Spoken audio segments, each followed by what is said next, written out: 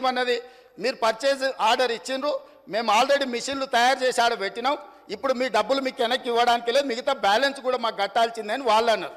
అప్పుడు బిహెచ్ఎల్ని ఏం చేయాలంటే, ఎవడైనా తలమాసినోడు, ఎవడైనా రాష్ట్రాన్ని దిగమింగటోడు దొరికితే వా బక్రాగాన్ని తీసుకొచ్చి మాకు అప్పచెప్పు, ఆ బక్రాగాన్ని నెత్తి మీద ఇవన్నీ పెడతాం, నువ్వు నీ పైసలు తీసుకొని పోని. అప్పుడు ఆ బక్రా ఎవరైనా అంటే అక్కడ మాట్లాడతాయన అయిండు. కమిషన్ల కక్కుర్తి పడి ఇండియా బుల్ నుంచి 1000 కోట్లు మెక్కి కాలం జల్లిన సబ్ క్రిటికల్ టెక్నాలజీని బిహెచ్ఎల్ నుంచి మేము కొనుగోలు చేస్తామని వీళ్ళు వెళ్ళి ఒప్పందాలు చేసుకున్నాక వీళ్ళు పేమెంట్లు బిహెచ్ఎల్ చేస్తే బిహెచ్ఎల్ ఇండియా బుల్స్ గుజరాత్ కంపెనీకి పైసలు వాపసు ఇచ్చింది అధ్యక్ష.